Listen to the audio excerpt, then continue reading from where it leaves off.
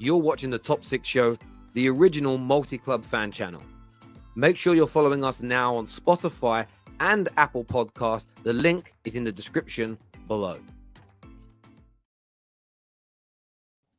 To the Top 6, hit the like button, subscribe, turn on the bell notifications. Loads to delve into today. As Tottenham, can they take another scalp? Can they beat Liverpool this weekend? We're going to delve into it. Arsenal's must-win game against Bournemouth after some pressure seems to be mounting this week after the draw against Tottenham. Does Chelsea's season start now? Will they get on the goal-scoring front? Will they pick up more points in the Premier League? And the big question regarding Man United's game this weekend, should Bruno be dropped or should he return? A great panel tonight for you. Young Tom Little is here with the baseball cap on backwards as well. I like it, bruv. Suits ya. Man like Northside is back with us again. Mo's here. Mo Gender, as everyone likes to call him, is here on the show. Don is here, of course, backing his Chelsea boys. And Staffy here as well. Of course, if you don't know who he supports, it's Manchester United as well. And that's where I wanted to start. I wanted to start on Man United today. And I want to go to you first, Staffy. I've seen a lot of people tweeting about this. I want to get your opinion. They're saying we play better football without Bruno Fernandes and that he should not return for the must-win game against Palace this Saturday. What's your thoughts on that? I understand where people are coming from, and I got that question a lot, actually, because a lot of people want to hear my opinion. And they're like, what do you think? Does he make our team better? Does he make our team worse? The reality is he has to come back to the team at some point anyways. Him and Rashford have to come back in. They weren't dropped, let's be honest. They were just being rested. So the news going around, oh my God, they must be dropped, is not going to happen. Ten Hag values them too much. The thing about Bruno is he plays a different game to the midfielders that we had. He just needs to come in and adapt to the way that we've played with an extra DM in the team. So we saw how we set up with Amrabat being that fourth midfielder that inverts in from fullback. But Bruno plays a different game than Pellistri, who I think he'll start over. Pellistri is more of like hugging the line, and he's just like, he looks for a cross. He looks to beat his man. Bruno's not really that. He doesn't dribble past his defenders. You know, he likes to play in the midfield a little bit more than hug the line. And we know his best ability. His best ability is creation. He likes to create. He likes to go for these long passes, for these crosses, these diagonal passes. He likes to shoot a lot. So he's going to bring a different element than Pellistri. But the main thing for me is that you don't disturb the team. You don't disturb the rhythm. We've seen that when we kept the ball on the floor, we look good.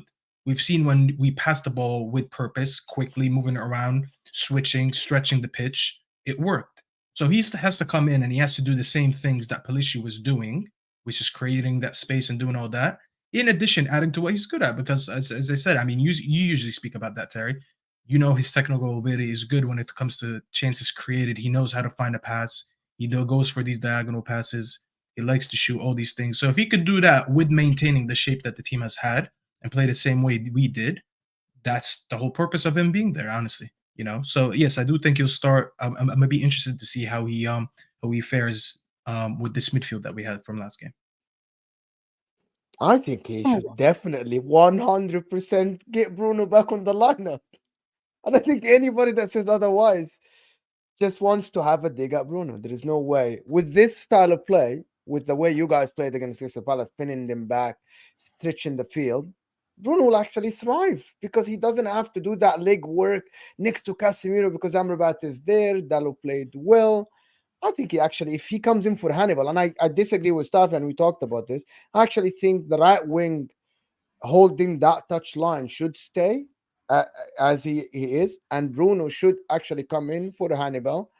And I think he will do a good job. I think Bruno will actually be creative again behind the forward, and I think he will actually do really, really well. Just rest the kid.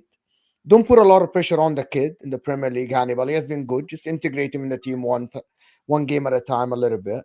And then play Bruno back in the team. And then I think he will do all right with this guy, Amrabat inverting. I don't know why people want him to play right wing, Bruno. Just play him in the midfield where he belongs, with two guys behind him that can hold the ball and just keep passing the ball. It's a simple. It's not what I want, Mo. I told you that's what I think he'll do. The coach will do. That's what. Yeah, I think he'll do that. But if I want it my way, I probably would throw him into this midfield. Yes, because eventually Anthony needs to come back into the team because he's back in the UK. It's going to be inevitable for him to come back. And I don't think there's a purpose of having, I think I said that to you yesterday, having 3 midfielders trying to invert Bruno from right wing into the midfield Again, while inside, yeah. while inverting Amrabat. So why do you think the manager is stupid then? Why do you think the manager doesn't see what everybody sees? No, I don't think he's stupid. I think he will try to do that. I don't know how it will work because I've seen him try to put him in the right wing before. We've had proof last season in preseason. So I've seen him try that before. So I think he will try it again because he didn't get to do it since he had injuries in the midfield. When Kobe Mino got injured and he never signed Amrabat on time, I think he didn't even have the numbers to try it anymore. But now that he does, I think he'll try it again. What is the purpose from it? I'm still yet to see. I don't think you need 2 players inverting. 1 is fine. But that's just my opinion. I think that's what he's going to try to do. You know, the right thing would be to do what you said. I think the right thing would be to put him instead of Hannibal because he's still young. He should be starting every game. And eventually you need to make that right wing available for Anthony. So the sooner you get Bruno up and running in that midfield with Amrabat, Casemiro, and Mount, and they get used to playing each other, the better. Because when we change our right winger and we bring in Anthony, then that's 1 less player that's already developed into the system. You don't want the question is, will you be good again this weekend like you were against Crystal Oh, yeah, Palace? no doubt. No doubt. That's it. No No doubt. Yes. You have 100%. no doubt. You No keep doubt. saying all of this that he's going to try something new. He's going to play Bruno on the right. And at the end, I'm asking you and you say no doubt. Yeah, that's how easy that game is. To sit here and say we're going to try all these things, that's how easy this game is. Palace won't do anything to us. No You think that disrespect. Palace is that easy then? Besides Eze, I don't look at this team and I'm like, wow, I'm so worried at this team. They have so many weapons. They don't. Besides Eze. Do you know what? Do you know what? Listen, I'm confident there'll be another good performance from Man United against Palace on Saturday. I think that it's one of the reasons why, although I did a lot of sarcastic videos talking about sack everybody, shut the club down, everybody overreacts. By the way, welcome Orchie to the Top 6 show, mate. Hope you're well. I think let's talk about Bruno not coming into the team. This is just very emotional young men, predominantly, who don't like Bruno Fernandes that are starting these conversations. He will thrive in a system that we saw on Tuesday against Crystal Palace. Thrive. He'll absolutely love it. And you called it bang on, Mo. With people behind him doing all the legwork, the retaining of possession, winning the ball back as and when it's lost, with his creativity, whether people like Bruno or not, you cannot deny his ability to create. It's only KDB has matched him in the last 5 years in European football, and there's something in that. And this is what I've personally been calling for. The last time we saw Bruno with a decent group behind him was when the Pogbas and the Matiches were here. Now, they weren't at their best, but they still supported him from behind, and he was able to do his best work ahead of himself. And listen, would KDB be as good if he had McFred holding behind him? No, not over the course of time. He absolutely wouldn't be. It's a team sport. So, look, Bruno should be back into this Man United team without a shadow of a doubt, and I think he'll thrive. And I think he'll have a very good Saturday afternoon if the team performs to that same level. And on your question about performing, listen, Amrabat's around now, and Amrabat is a serious player, completely misprofiled by most people in the media and by most football fans due to a brilliant tackle he made on Kylian Mbappe during the World Cup. But he is a legitimate football player. He's going to be a game changer for us. And for the first time this season, I'm actually excited about a Man United game. Genuinely excited about watching us play again. I think it'll be I'm not as easy. I don't like talking in that terms in football, but we will win. It'll be 3 points. I think we'll score some goals just like we did on Tuesday. Terry, I agree with what you and Mo said, to be fair. I think the main thing that Bruno needs to do is he needs to have clear instructions from Ten Hag that, listen, you don't need to find that pass every single time. Sometimes just keep it simple and look to retain the ball. Like he was doing last season. You know, when he got dropped in that pivot, he was actually, being the Bruno that can actually keep the ball. So we know he can do it if he's tasked to do it. So that's what he needs to do. He needs to cut out the pass every single time. He doesn't have to do it every single time. Do you get what I'm saying? So sometimes just keep it simple. But yeah, you are right in saying that, that creative weapon is definitely going to be effective for you guys. So yeah, Bruno definitely has to come back in. By far, he's the most creative player in Man United, right? Like, just people just establish that, right? So this notion online that Bruno Fernandes isn't creative isn't true, right? Because I've seen it. Mate, the people that lie, I've never understood the lie. I understand he's not everybody's cup of tea, but like hoofball and Hollywood ball, I've never known Like, imagine calling David Beckham's crosses Hollywood passes. No one ever did that. But yet Bruno Fernandes is the first creator I've ever seen where his through balls and crosses are considered hoofball. Oh no, that's not true actually. Trent Alexander-Arnold just gets called like a cross and inshallah, like they're not precision balls. Inshallah, but again, football. Yeah, it's kind of weird, but we know what it is. People hate what they can't have. Do you know what I'm saying? It's an envy, it's a jealousy. Simple as that. Bruno is Moments FC. Great. Absolutely, but creates more moments than anybody else in European football in the last 5 years. As a creator, give me that all day long, bruv. Build a system around him that enables him to do that job, and we win more games. It's as simple as that. It's simple math, bruv. Like, I don't really get the criticism. He's never going to be Zidane. Get the fuck over it. Get over it. Get over it. And by the way, who is Zidane? Who in the world is Zidane? Who can you buy in this? Who's available right now for Man United who plays eye-catching football that creates like Bruno? So give me the name, people. That's attainable. Who is it? Sabozlai. Say it, Tom. I know it's inside you. I know it's inside He's you. not saying his man. Yeah, people are gonna. Yeah, exactly. There is no one. So again, we got to get better. Fucking find me who this man is. Find me who this man is. Again, someone I said attainable. Musiala, attainable. Don't throw out names of things that are not going to happen. Like if you say, some of you, listen, Mark, if you were like, I need you to help me find a girlfriend, Terry. I'm not going to suggest Beyonce. I'm not going to suggest Rihanna, bruv, because you know it ain't happening for you, Mark. No disrespect.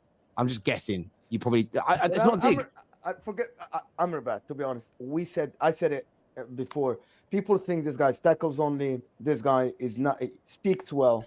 The membership are done. I'm not giving up no more I bought it months ago. I said if Liverpool got this guy, they'd be seriously improved in that midfield. This guy is serious. People think because it's a World Cup hype. It's not.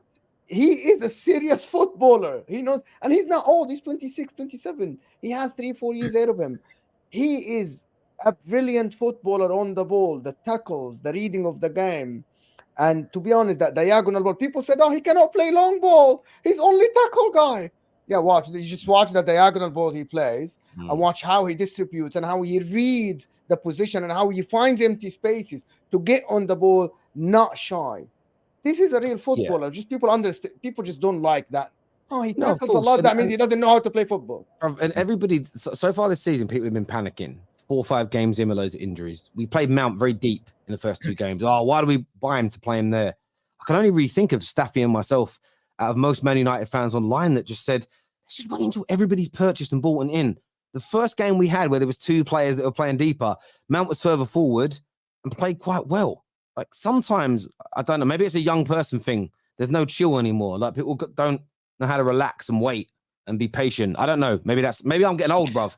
That's why Dunn, when your boy was on here, Cam, and he was like, but we're supposed to have a style of play. I'm like, bro, we have McTominay playing, and you're asking me for a style of play. And I was messaging you, Don, during the show because you told me that's your friend. I'm like, bro, he is absolutely waffling. How do I expect Amrabat and McTominay to do the same role in the team when one of them is much more of a dominant footballer than the other? Like McTominay has no place in this team. What? Because we're playing Burnley, all of a sudden he's supposed to be good at football and he can show up to the ball and make these diagonal passes.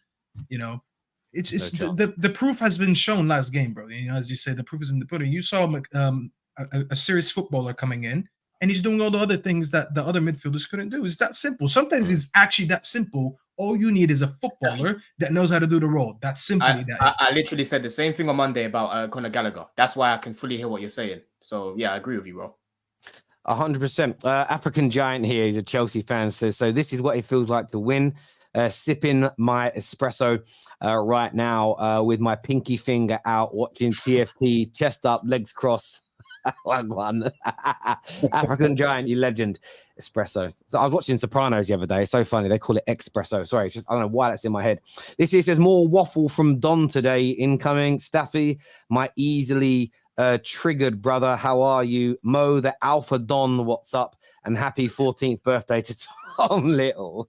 Don't worry. There's going to be more Cole Palmer waffle today. Don't worry. This guy likes to diss me, but then he sends an apology right after. But then he disses me again. Like he flip flops more than anyone I know. Watch out! There's gonna be a few more super chats from David. It's pantomime. Staffy, I'm going to go to you on this. You're the main Man United fan on the panel. Score prediction for the game against Palace. What are you going with?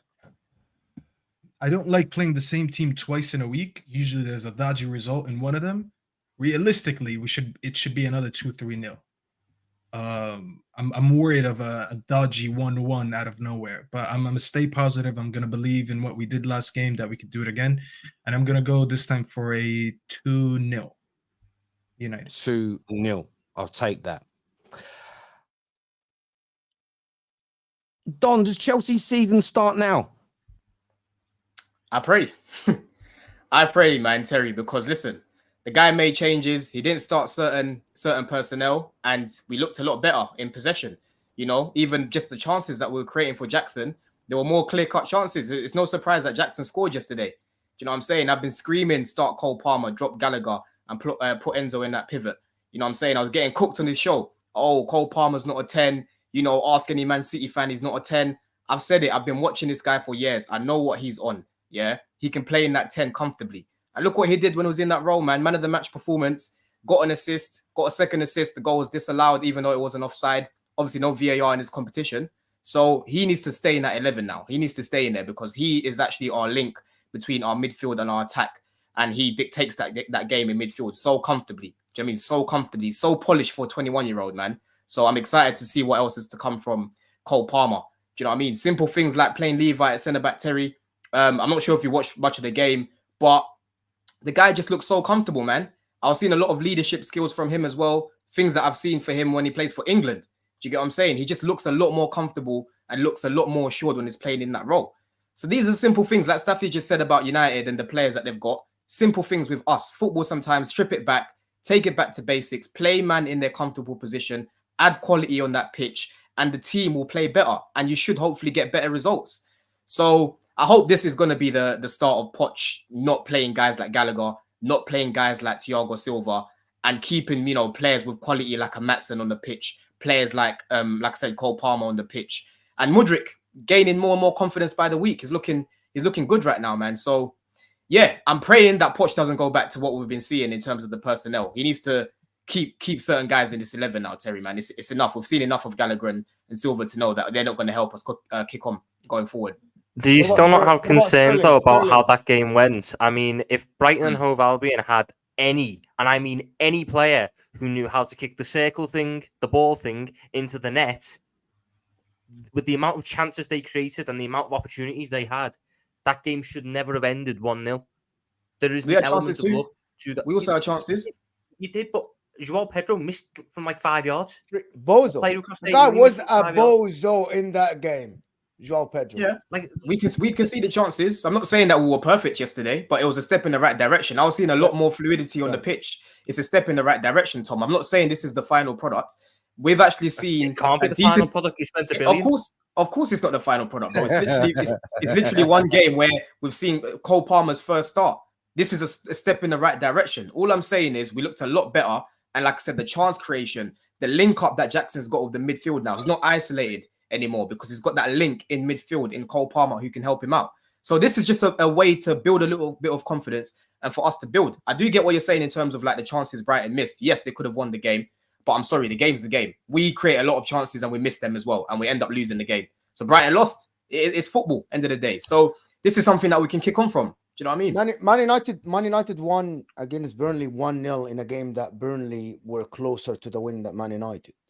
And Chelsea won against Brighton 1-0 in a game that people think Brighton should have been closer to the win than Chelsea.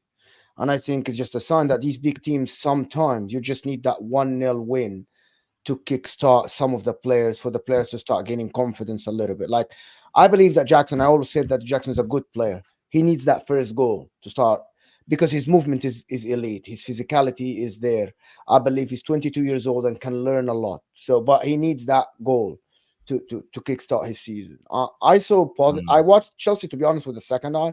I had like the 4 games on, but every time I was looking, yes, Brighton had the chance, but also I saw the link-up play that we saw in the preseason between the Chelsea players.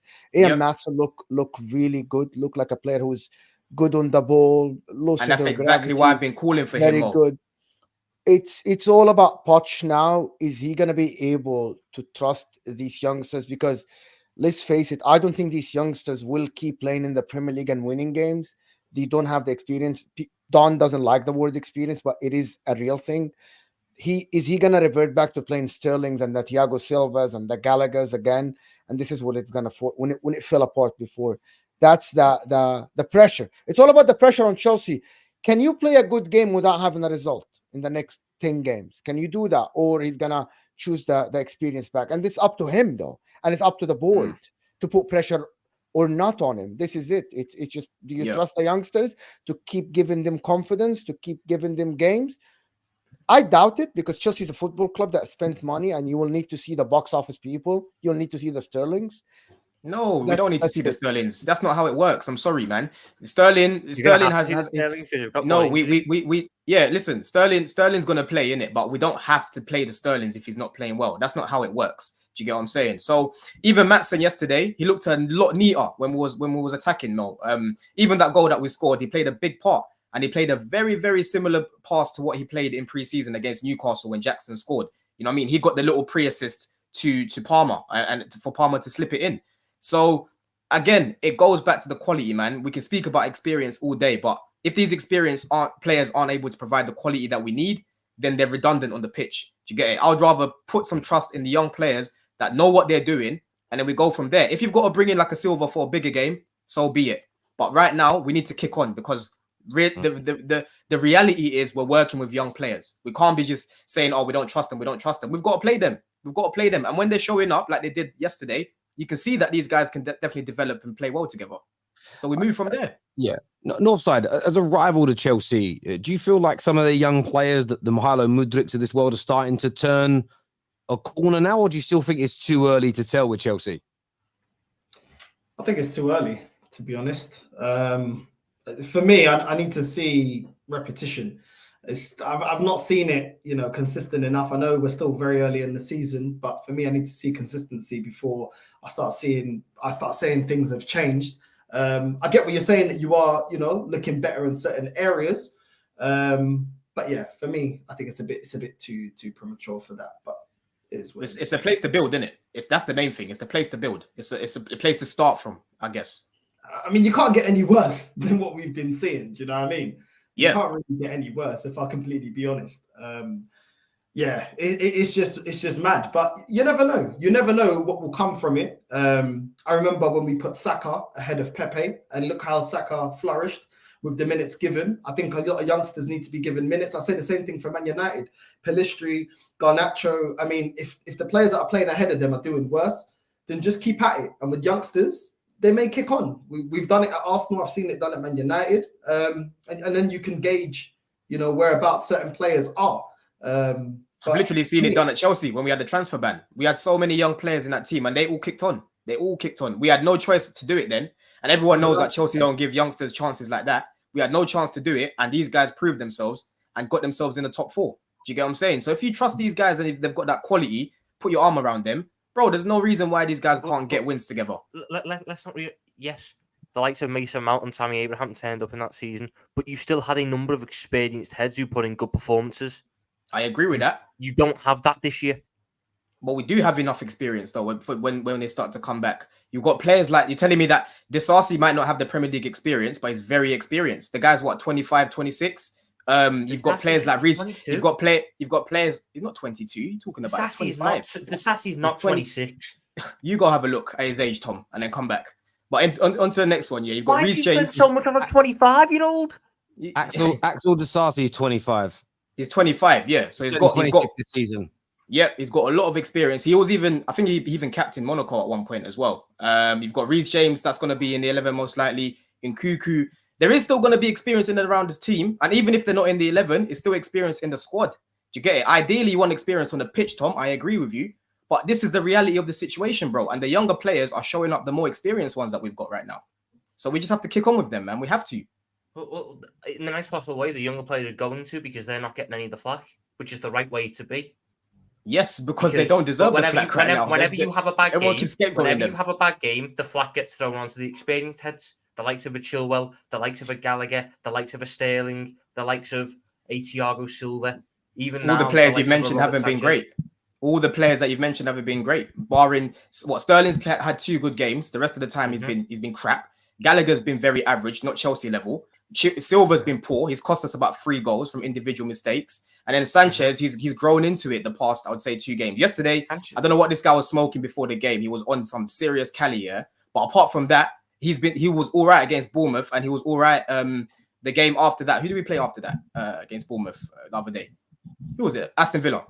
He was very good. He kept us in the game, even though we lost that game. It could have been more if it wasn't for him. So again, these players that you've mentioned, they've been poor. It's the young ones that have been good. I disagree. I think yes, they've not performed to the level you expect from a Chelsea, but I also think some of the youngsters haven't. But the pressure and the criticism is always going to fall on the experienced heads. It always is going to, because Nicholas Jackson has been awful up until yesterday. Yes, he might do all the baby Drogba hold up and link up, but that's not really what Chelsea needed at that point in time. They needed a goal scorer. You need someone, because all you've had in the past couple of years is someone who you've been able to get into the box and then waste it in the box. You've now got a striker who's able to hold it up in the box, but still waste it in the box. But he wasn't getting anywhere near the pelters that Sterling was getting. The likes of Mudryk. Yeah, the past 2 games, I'm starting to see why he might be worth 50 million. Certainly not worth 88, but 50. But he was getting none of the pelters that a Sterling or a Gallagher were getting. Putting in Mudryk wasn't getting pelters. You know how much he's been getting slated by the fan base and rivals. Mudryk has been getting slated from last season. Don, I don't give a crap what Magic Martial 9 on Twitter says. I care what the pundits, I care what the media say. And the media have been off them. The media have not been trying to say Mudryk is a disgrace, Mudryk is this, Mudryk is that. It's been Raheem Sterling not performing to the level. Gallagher, get him gone. Chilwell, awful vice captain. I agree they've not been great. But there are youngsters who have not been great either. And yet, the experienced heads are the ones who are getting the criticism and the pelters. You might have to look close. Because they haven't been good enough. They haven't been good enough. The players have to take responsibility. Listen, Sterling has been in this league now for over a decade, yeah? You expect this guy to be stepping up. He's the highest earner at the club. I'm sorry, you can't be expecting mediocre performances from Sterling. We saw what he did against Liverpool. We saw what he did against West Ham. This guy needs to turn up. So if he's getting criticised, he's being criticised, and rightly so. Why is it one thing for Sterling and another for, let's say, Jackson? When it's Jackson, it's because how you comparing a guy that how you comparing a guy that's literally been in this league for over 10 years to a guy that's raw and we didn't know about before he even came to Chelsea? You could be in the league for 15 years. You could be the best player in the world. If the team around you isn't doing the job and getting the balls, what is the point? The ball does go to Sterling and he loses it time and time again. You clearly don't watch our games, Tom. You just I don't get why Tom is defending Sterling. I don't get it. I really don't get it. He's been poor. So I'm just trying to piece together what exactly the criticism of Sterling is. He's losing the ball, but then in the same breath, you don't have any creativity from anywhere because you're playing Gallagher. You know, you get on the fact that Enzo shouldn't be playing at 10 and Gallagher, he shouldn't be playing. He's not Chelsea level. So someone has to be creative. To be creative, some of the best traits in the world, they lose the ball because to be creative. If you're losing the ball, if you're not able to retain the ball and beat a man, then I'm sorry, that's useless. That is useless to me. If you can't beat your man consistently as a winger and you constantly keep losing the ball, you will get subbed off. That's what happens. Yeah. And then they put the next winger on that can actually keep the ball. And guess what? Maatsen, he could keep the ball in those positions that Sterling finds himself in. And he was linking up nicely with Jackson. And on Jackson, it's no surprise that his performances have dropped, Tom, because he's literally been isolated, bro. We've had no one connecting the ball to him from midfield. No one. I looked at the stats of Conor Gallagher's progressive passes. It's like 60% in comparison to Enzo, which is on like 83, 85%, bro. No one is progressing the ball from back to front. So Jackson is having to drop deep and do about 2 or 3 rolls. Now you bring in a Cole Palmer. You've got someone that can link up and play closer with him. It's no surprise he scored. So we kick on from there, Tom. You got to look at these things tactically as well, bro. You got to look at these things tactically. I just don't get why it's always on. It's one thing for the youngsters, and I agree the youngsters shouldn't be getting pelters. But I don't think Sterling has been as bad as it is being made out to be. He has to take the risks. Past few games, no one else in that Chelsea team is taking the risks. No one is. So I hear what you're saying, boys. Look, viewers, let us know what you think in relation to this debate. Both had their say on this. We've got some super chats here. First one says that you've been watching Cole Palmer for years. Throw a flag is what Joshua Jack says here. This is an interesting one. It says, every time Mudrik's name comes up, people sigh and dismiss him when he hasn't had regular minutes and back-to-back games. If we finished well, he would have had 3 or 4 assists this season. Looks our best attacker right now. Facts. He's looking better than Sterling right now. It's just facts. Sonny here says Chelsea have a better chance winning versus Burnley than Fulham. Chelsea, unfortunately, will lose Monday. Are you confident about the game on Monday? Obviously, we'll probably touch on that more on Monday. But do you feel like, are you confident winning this game, or are you still really nervous about it? I'm skeptical. That's the word that you're looking for, Terry, because I don't know what Poch is going to do. Do you know what I mean? If Poch puts out a similar lineup, and I'm not seeing Gallagher in this team, I'm not seeing a Thiago Silva in this team, I'll be a lot more confident that we've got enough quality to beat Fulham. I hear you on that. I do. Viewers, let us know what you think and feel about that game. We will cover that more a little bit. We'll cover it on Monday's Top 6 show, because obviously it's still days and days away, really, even though it's part of the weekend's fixtures. We'll come back to Chelsea a little bit later on the show, but I know there's a few super chats people have sent in about it. But I want to ask Northside. I feel like, and this is just me gauging the mood of Arsenal fans, I feel like the Bournemouth game, it strangely feels like, I know every game is must win, but it feels like there's a bit of pressure on this game. There's a lot of Gooners, even people that are typically Arteta supporters, advocates, that are starting to get really frustrated this season. How important is it to win, and to win well against Bournemouth this Saturday? It's important to win every game. But listen, to everyone that was typing away like keyboard warriors for the last 31 minutes, I've not been talking. Are you already rattled? Well, I don't know. Maybe log off, because you're going to get rattled again. At the end of the day, sack this field that put in Arteta, bro. This guy's a bum. And I'll tell you why. Yeah? When we won the Community Shield, we've bridged the gap with Man City. The squad, the bench has been fixed. Cool. Bench has been fixed. North London derby, that second half, that was our bench. What happened? Created nothing. Tottenham should have won the game, and we created absolutely nothing. The bench is fixed. Yeah, these finished up with the same crap again and again. Yesterday against Brentford, what an amazing performance by you lot's bench. You lot's bench, are we surprised?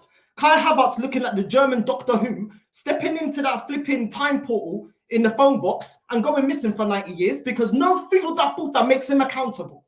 Then he borrows Jorginho, yeah, the invisible cloak, because we don't need a CDM that can shield our backline. No, don't worry, he can do a job. He can do a job. What did these two bozos do? Both of them doing nonsense in the middle, like it's Anton Deck, Saturday night takeaway. That's what it looked like in the middle of the pitch. That is unacceptable. We're going with the league. We bridged the gap. Yeah? We bridged the gap. This year, all the predictions from all of these lot that want to back this and call me negative, going to win the league. If we don't win the league, we're going to win the Champions League. In all the cups, we're going to get to the semis, really. Kivio playing left back. Yeah? Ben White, look, with that 50p head at right back, what was he doing? Getting corked by Wisa, bro. If they had Ivan Toney, we would have got slapped up. And look at some Numa Pukaria that these guys got to say, bro. At the end of the day, I'm not having it. Emil Smith-Rowe. Is it? This is where the bench has been fixed, yeah? The exact same bench we had last season. Emil Smith-Rowe running around, yeah? Like the Energizer Bunny. What's he doing? What's he doing? Looking like Conor Ben with a quiff. What's going on here? Now I've had enough. Eddie Nketiah looking like a broadcast Jay Huss. What's going on? Are we surprised? Are we surprised that he's not going to score? Are we? No? But again, year in, I'll just back it. Reece Nelson scored a goal. Cool. He scored a goal. There was another chance. It was on a plate against Brentford. Yeah? Not clinical enough. Ultimately, why we're not going to be winning the league. Eu tô por aqui, got a pucaria that comes out, yeah, with certain fans of rivals that want to suck up to this fan base, and the majority of this fan base that want to always paint everything amazing. If everything's so amazing, why are you man panicking? Why are you man panicking? Yeah, we got Mikel Arteta, yeah, the tapas Eddie Guerrero, yeah, tapas heat. Don't worry, because when Pep comes round, yeah, and gives him the stone cold stunner, all of you lot are going to get stunned into reality. And you know what? I'm here for all the smoke. All the smoke, because I've been telling, man, it ain't good enough. When I read our bench, it is the exact same bench we had last year that was deemed a light squad. And not only that, on top of everything, we're looking worse than last year. Last year we had Ben White overlapping. That don't happen no more. Last year we had Zinchenko actually doing something. He came on as a sub for Ben White that was doing trash, comes on as a sub, and within 10 seconds, this guy is passing it back to a Brentford player in our box that is now one-on-one with our goalkeeper. Left back position is fixed. It's fixed. But there's no intending. You don't understand. This is amazing here. Do you get what I'm saying? It's amazing. We've got this youngster, yeah? Junior. I'm not going to get onto him because it's not his fault, yeah? Apparently, Pepe can't do a job, right? Pepe can't do a job, but Havertz can. What can Havertz do? I saw Havertz lose the ball 3 times in a row. He couldn't pass the ball to Jorginho, Smith Rowe, and Nketiah. But apparently, you can't understand what he does, yeah? Because the things that he does, we can't put into words. Cool. Oh, he's techie on the ball. Cool. How many footballing freestylers become full-time footballers? Because it's one thing doing freestyles, isn't it? It's one thing doing a freestyle. Wait, people are saying Havertz is techie on the ball. People are saying this. This fan base, you know what they're already saying this season? People are using it as a scapegoat. They're scapegoating Havertz. Then they're saying Eddie Nketiah, oh, look at him. Oh, but he runs, he gives a lot. All right, cool. All right, cool. If you lot care so much about Lacazette, why weren't you finished that puta crime when we got rid of Lacazette? Because one thing Lacazette was amazing at was work rate. None of you cared. When you lot were doing the comparisons, Aubameyang and Son was the comparison. When who's got the best North London striker? Who's the best? It wasn't Lacazette. It wasn't Lacazette. Why didn't you not consider the work rate? I thought work rate is above everything. No, it was a striker that was actually putting numbers on the board. That was the striker that we were talking about. And if Eddie Nketiah running around, Reece Nelson running around, yeah, running around like this is Top Boy, if that is all it's about, then why didn't Usain Bolt make it as a football player? If that's all it's about. Now what's going on? These fiddles that boot, I'm telling you, this season, I don't care. Every time, end of the season, when you come to it doesn't matter what you think, fiddles that boot. I don't care. Man, gets hooked, yeah? I know you're angry, Northside, right? I'm sick of it because we're not winning anything this season. Once again. The thing is, I know you're angry, but you've played 10 games this season. You've won 8 of them, drawn 2. You're unbeaten. You are ranting like someone whose team has won like 1 game, 2 games all year. Like Mo, Terry, they told me not to panic. Northside, learn from Dan. They told me from Dan. Mo, you as well. Actually, you that sit on the fence. Have you picked the team in the Premier League yet?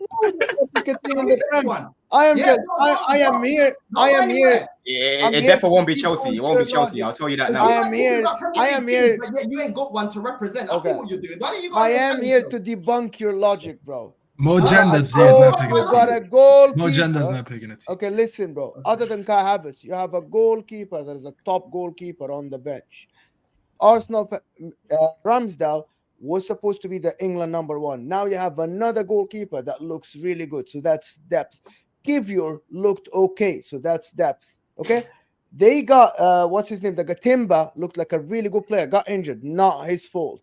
You had a DM last year in Thomas Partey, and when he got injured, you only had Jorginho. Now you have Declan Rice, look absolutely great. Probably apart from the Spurs game where he got injured and he was injured. Okay, Emil Smith Rowe was really good 2 seasons ago. He had double digits goals, and last year he was injured. And yesterday he didn't look as bad. Reece Nelson looked like someone with the energy. I don't know who you want on your bench. Do you want Kevin De Bruyne on your bench? Do you want Phil Foden on your bench? The only player that I agree with you is Kai Havertz. But everything else, I think you just want to complain. You really just want to complain. You really want to complain. Terry told you you are one of two. You are one of 2 You said this teams. to me last season, and what happened at the end of the season? That's not the point. That's not the point. You're one of 2 teams. Okay. You're one of 2 teams that didn't lose this year. Well, listen, I got an apology box, You and looked I'm bad. waiting for your apology and my I apology. don't care. I don't care if you lose the league. But You you are said this not a last Man season. City Now what happened? level. That's the difference. You just want to complain. Oh, I just want to complain. I So tell how you many years why. have I been wrong since I I've been will tell you complaining? why. How many years have I been wrong since I've been I'm complaining? gonna tell you. I'm gonna tell you why. I'm Okay. gonna tell you, Tom. This question very simple. Would you be happy this year if you come closer to the City and you give them a run for the money until the end of the season with all the signing you did? Would you be happy with your team? And Klopp in his 8th year, would you be happy? if that was the only thing we don't know, I do want us to go win the Europa League or the Yeah, domestic okay. cup alongside it. Participation FC. So, Arsenal fans think that because we challenged last year, it's a must that we win the league this year without context. This Man City team won every freaking game.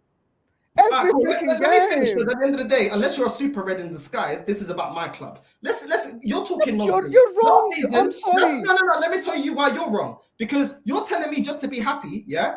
Everyone that's on board with this process, when the season first started, all the predictions were we have to win a major honor, Champions League or Premier League. We are playing worse. Before last season, we had Xhaka creating and scoring, Odegaard creating and scoring. We had creativity all around. It wasn't just Saka and Martinelli creating. We have not looked not even half the team we was last season, and we didn't win the league. Also, yeah, they have predicted that we're going to win the league with this squad. So yes, the expectation should be there. He's had enough time and enough money. Also, when you're talking to me about the bench, cool, let's go through the bench then. The bench that's been fixed apparently, which was deemed. No, the it bench. hasn't been. Hold on. Let me finish. But don't put You're words saying in things my that- mouth. you're saying Don't things put that words don't in make my sense. mouth. I No, don't let want to me finish.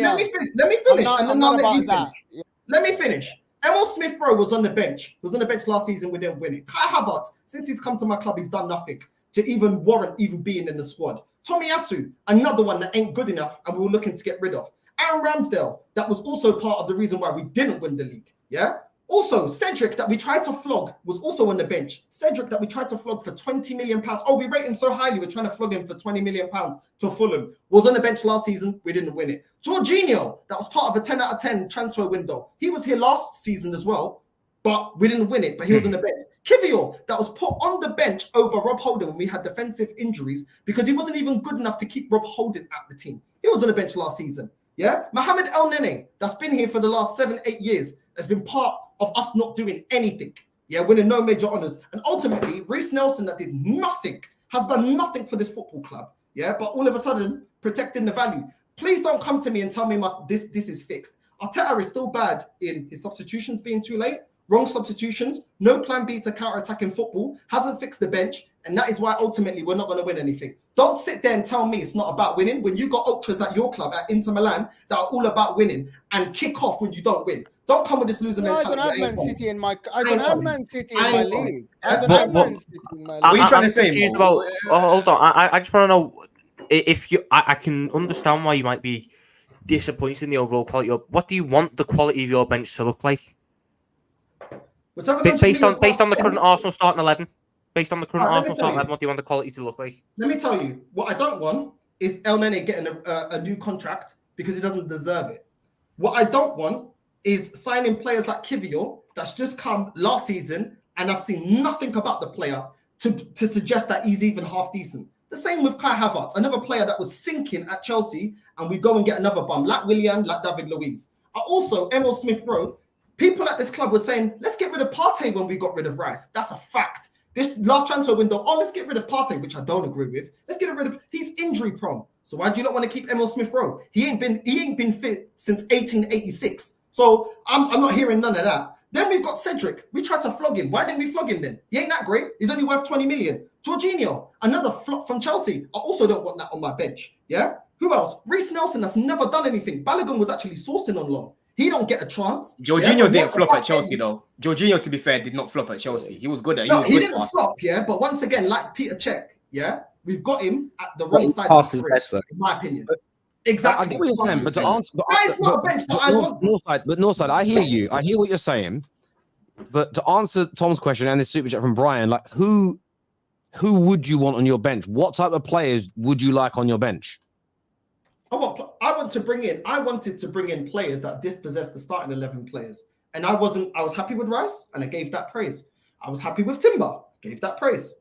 I wasn't happy with Havertz. And there was areas and there's been transfer windows where there's been players that we needed to come into this team like a striker. Now I'm seeing everyone, Ivan Toney. I've been saying this. I've been saying that we needed a striker. If you're going to make up funds with Balogun, get rid of Nketiah, go get Ivan Toney. And if you can't play now, I don't care. We don't do bidding wars. This next transfer window, it's not only Arsenal looking at Ivan Toney. We lost for Rafinha for the bid. For Rafinha, we lost him to Barcelona. We lost Mudryk to Chelsea. We don't win bidding wars. So at the end of the day, I'm not expecting that, Terry. I'm sorry. £700 million spent. He's had the time. He's had the squad. I'm not expecting that bench. And I went through that bench completely, and I told you every reason why I don't rate those players. So why should I be happy? 20 years. At what point can I say I've had enough? At what point? I wasn't born in the 2000s. I was born in 92. I've seen us being great. And at the end of the day, Mo can say his opinion, and fair enough, he has the right to his opinion. But at the end of the day, yeah, I'm the one that's here with my club, year in, year out, supporting my club. And my club does the bare minimum. When I don't see a difference in the way that we're moving, I'm sorry, I've got to call it out. And this fan base love to have compared my manager to Klopp. Well, Klopp eventually delivered. Yeah? And the managers that didn't deliver got fired. And none of us here are crying about it. Poch didn't deliver. In the end, he got fired. So did Lampard. So did Ole. It's time for my manager to deliver. Everybody, the rest of the fan base have predicted that we're going to win major honours this season because they've deemed it long enough. We're not even talking about the Cronkies anymore because he's been given money, even in a player they didn't even like. Northside, can I ask you a question? Is it not logical when you base how good you were for large parts of last season? Is it not a logical train of thought to say we're 8 games into the season? I said 10 earlier, I was wrong. 8 games in unbeaten. I think you're only 1 point worse off in the league than you were last year, but you haven't been playing your best. Isn't it logical that this team, where you have added the likes of Rice to it, when the Trossards and Martinellis and Partey's return, is it not logical that you could go on another fairly long run playing very good football? And that's why certain people are not panicking and they are relaxed because you haven't hit top gear yet. You know you can play better than this. Why is that not in the train of thought? Because of everything else I told you that I'm not seeing evolution in. For me to change my mind, I have to see evolution in things that I'm criticizing. And I'm not. I'm either seeing digression or I'm seeing it not even been addressed. This manager's man management is poor. The management of Saka is poor. The lack of planning for rotation for Saka, 88th appearance. Like the guy never gets a break. The fact that we still don't have. Then how Is he injured this weekend as well? No. How are you supposed to rotate Saka if you can't buy anyone who is good enough to force him out the starting 11? Because I'll be very honest, there are not many right wingers in world football at the level of Saka. But if you want your depth, which I believe is a good argument, if you want your depth to be able to force your starting 11 out, how are you going to buy someone to do that? You're not going to. So by your logic, Saka's going to end up playing a lot more football. You've almost got to. I can talk about. I think Arsenal are closest to what we were than what City were, and we had no depth for our front three for years. The closest was Divock Origi, who was nowhere near the level of the front three were. You're not certain players, certain positions are not going to have that level of quality. You have to accept. So you're telling me the best that we can do is re-sign Reece Nelson as the backup? No, but you also okay. So that is my problem then. When you're re-signing Reece Nelson, you literally just said you wanted players who could come in and displace the starting 11. What winger is going to come to Arsenal with the idea that he can displace Bukayo Saka, but be happy to sit on the bench to start off with? So in top teams, we don't have benches that could also be starters. I don't see this problem at Real Madrid or Bayern Munich or Barcelona. Tom, they were looking at Diaby. Wait, hang on, guys. They were looking at Moussa Diaby, right? And he ended up going Aston Villa. They were actually looking at him, but they never came in with any bids or anything. I don't think necessarily anyone. Let's just keep the dead wood then. I don't think there's anyone necessarily. You pay millions of pounds for. Let's just don't worry about it. We'll just re-sign the dead wood. That's not good enough. That ain't good enough. And I'm seeing it in multiple positions. We resign. There's too many players here that we're keeping on way too long, and this is why we got the dead wood. The same issue has been happening with Man United. We cuss teams when they got dead wood and the players ain't been good enough. And then on the other hand, we're saying, "Oh, who can dispossess these players?" Bro, am I paid millions of pounds to scout these players? Am I FIFA? Can I say something? I need to ask. I just haven't had to say it. I just want to ask you. You went on this rant about Arteta and how bad it is and how bad the club is. And I really genuinely want to ask you one question. Is there any positives you can tell us about Arsenal Football Club and Arteta at this moment? One thing. Well, he's getting sacked this season. Yeah. I'm sorry, Mo. I know it's gonna upset you. I swear, Northside, I really wanted one positive thing from you that you saw from Arsenal, because I can count the negatives. And I sat here on this show and I said, Cavs is crap. The 65 million could have spent somewhere else, could have had Kudus and the striker, right? But also there are positives, and I don't see you giving any positives. And I want people to listen to you and take you like to the guy that, yes, you have all the complaints, you are an ambitious guy, but also you have to see the other side. Like, but Mo, what Don complain about their club, but also they see the positives and the negatives. do you know what it is? Do you know what it is? Yeah, I hear where Northside's coming from, and I hear where you're coming from as well, Mo. Yeah, like it does come across like you're complaining, yeah. But correct me if I'm wrong, Northside, yeah. I feel like he feels the positives with Arsenal is not going to be enough to win them the trophies that they need to win, if that makes sense. Like these, you know, like you said, the positive Reds and that, yeah, they overrate their team and they start talking about, you know, like everything's all rosy. But your eyes don't lie. Like Arsenal haven't been as convincing as what they were last season. So maybe he does see positives, but Northside, again, correct me if I'm wrong, bro, yeah. But maybe he feels that those positives aren't enough for Arsenal to push on and win majors that they need to be winning because they've spent a lot of money. I get what Northside's saying. What do you think though, Don? Because you're someone who is sort of telling everybody, and now I'm paraphrasing here, not to judge Chelsea based on those first few games. So surely you can't agree with Northside. What do you mean? Well, you know what Arsenal are capable of based on what they did last year in terms of football. You've told everyone to not judge Chelsea based on the first 6 Premier League games because of injuries and other sort of elements that have kind of impacted your team. They've also had players out. Jesus not fully fit from the start, Partey out, Timber, Martinelli, Trossard. The other day in the Carabao Cup, obviously Declan Rice injured, Saka got an injury, Fabio Vieira with a little knock. So surely you can't agree with Northside because based on your own logic on Chelsea and what we know Arsenal have been capable of playing-wise, surely overreacting now when you know they can become better when everybody's fit doesn't make sense to be angry right now. Yeah, no, like I said, I think he's being quite reactionary right now. Like I don't agree with his reaction, but I understand his frustration. That's the point that I'm making. And even when I came on the fan cam the other day, I said Arsenal looked a lot better when they reverted back to basics against PSV. Obviously, that's the Champions League. It's a little bit different. PSV came out to play. They looked a lot better. So obviously in the season, like Arteta's kind of tinkered and changed things around, brought Havertz into this team who I said wasn't going to elevate them and is going to be a passenger. And that's pretty much what they're seeing, Terry. So there's a few tweaks that he's made that hasn't benefited the team as a whole. And like Northside said as well, there's a few players like Ben White that aren't doing things that they were doing last season. Do you know what I mean? There's a few players that aren't performing to the level that they're performing at last season. You know, Saka, you know, even your Martinellis, even Odegaard to an extent isn't at the level that he was performing at last season. So I think individually, some performances have dropped, but I do think that Arteta has played a part in tinkering and changing things and bringing in the Havertz. And I do get that, but it's 8 games unbeaten, right up near the top of the league, smashed their first Champions League game.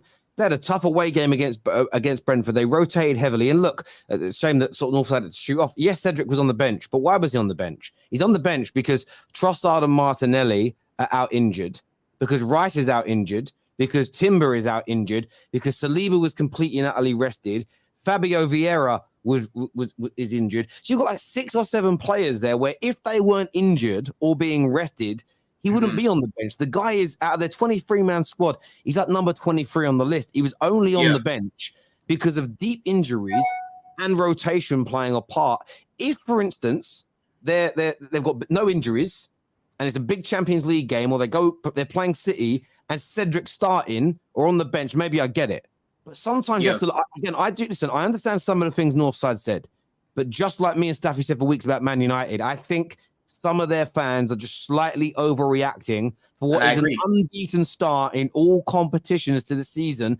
He was talking like they were sitting 14th in the league and had only won 2 games and 18 matches in the Premier League. I've seen Chelsea fans less angry than Arsenal fans this season, which is strange. Staffy, you were going to say something, brother. Sorry. That was a while ago because I couldn't get the mic off Mo for a minute. And Northside, where the hell did Northside go? He just left. I didn't even notice that he left. He got upset. No, apparently he's running late for something, so he put it in the private chat. I was like, damn, he actually got upset.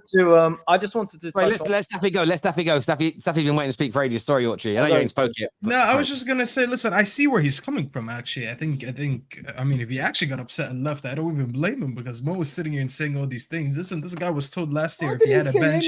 Oh my God, Mo. Hold on, so when he said it, just let me though.